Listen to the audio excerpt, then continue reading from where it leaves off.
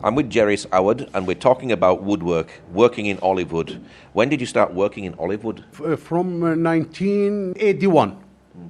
Is this a family tradition that you've been passed down to you? No, just me. I'm start working just me by himself. How did you learn to start doing woodwork? I'm go with other people. He have business in wood, and I go. He teach me there, and I teach. I love this job. This is good job, and you feel when you work that I feel happy. And this is my job from 1981. How long does it take to learn to do the woodwork? It's very hard. Still till now, every day I return in new stuff and a new thing, and because always we have new something to do, always we have to do new stuff, always we have to do new thing, because the situation you have to go step by step. First, you need wood. Can you use wood straight away, or do you have to get it prepared? No. We have to buy the wood, and we have too many things to do before we start make the pieces. What I gonna do? First, I have to go on the steel. The wood. The wood carrot, and you have to make it like how you want. And after that, you have to buy in your hand something and buy the machine. It's too many things before we finish it. Do you have to let the wood to dry out? Yes, we dry it before we take it, and we put it in the sun outside, because we have to do, they're gonna be new, and we have to make him dry before we start working in the pieces. So from cutting it down from the tree, how long does it take to dry out?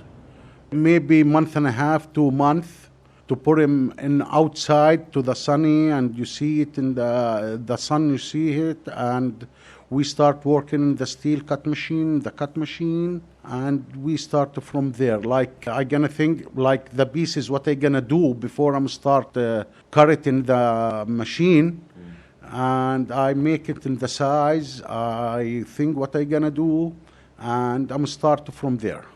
So do you actually have in your mind before you're gonna use the piece of wood, this is the perfect piece of wood for this sculpture? Exactly. Yes. And I see the piece what I got. Like, for example, I want to make like in this piece 6 pieces. I have to think, and I have to cut it in the size. I have to cut everything before I do, and I have to check the wood. What kind of pieces this is perfect for this piece? Yes. So can you just use any piece of olive wood, or does it have to be checked first to make sure that the wood is perfect? No, I have to check first. I have to check, and sometimes this piece of wood, I can do it. Maybe I do different thing in this pieces, and I have to check every pieces in the wood before I'm start working, and I need this for this.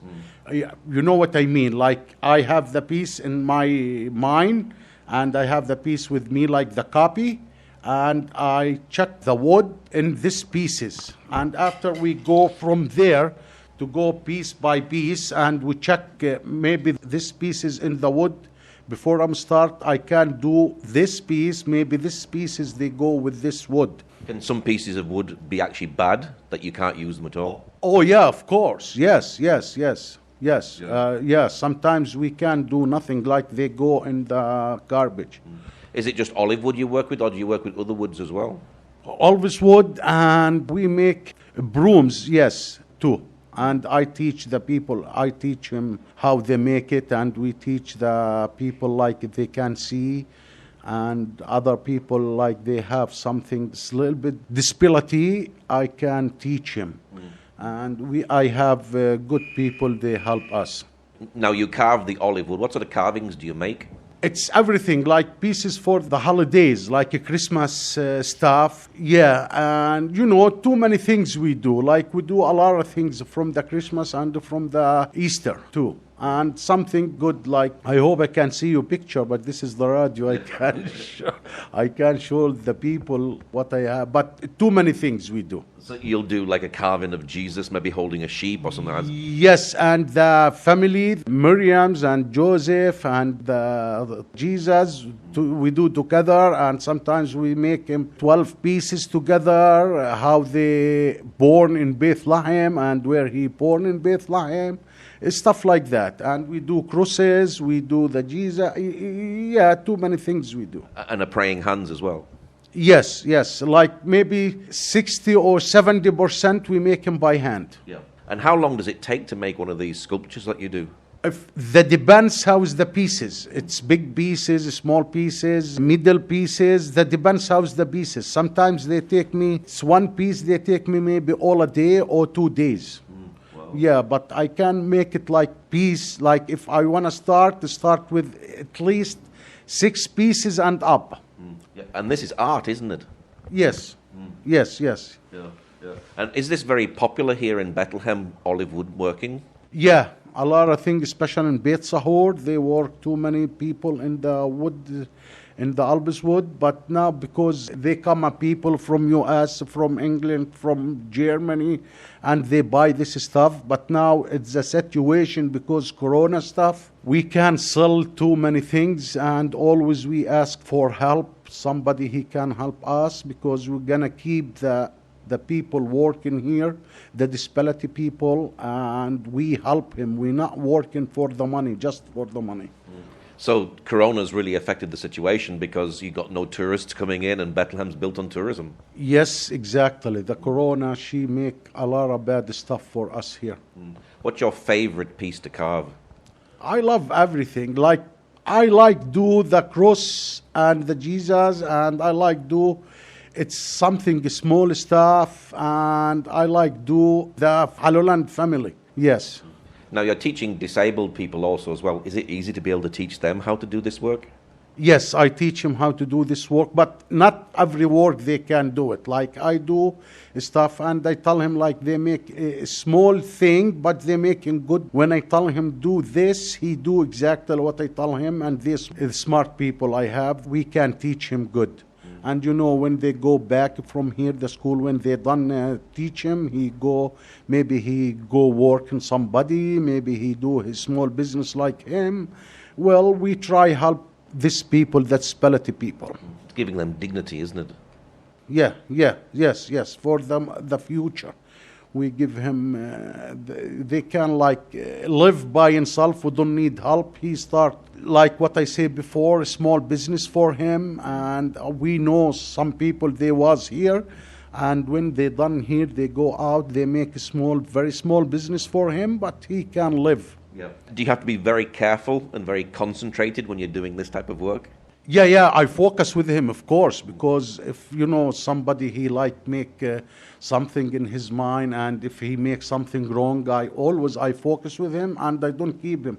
Always I'm watch him what they do, and no, you do this wrong. I need you to do that stuff and do this. It's not like I just give him do that and I left him. No, I'm always stay with him and I focus with him. Are the young generation taking up this skill today?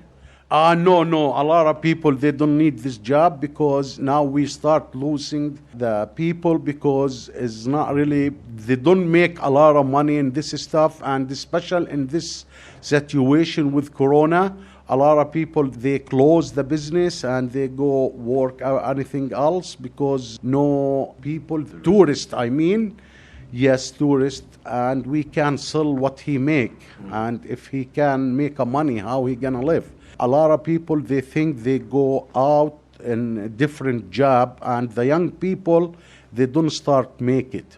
Now they go make another job and they go look for another job. Are you wanting to see your children get involved in this? No, because it's hard for my children. Yeah. But yeah, no. Is it easy or difficult to export to other countries, this wood? No, now it's difficult because how I gonna send it if I don't have somebody from outside? He take my job, or he help the House of Hope here. What we do? It's sometimes we have a lot of now in the Mkhzan, what they call it in. We have like nobody sell it, nobody take it, and just we work and we keep it in the House of Hope till I hope it's very soon they open it and we find somebody take our work from here, and we start help the House of Hope, and we start help the people what they do with me, with us here. What's your prayer for the future of Woodwork?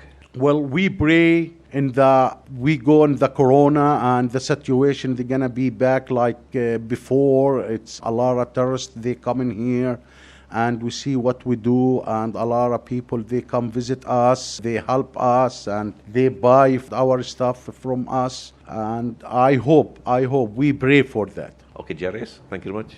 You're very welcome, and thank you, and good morning for everybody here listen us.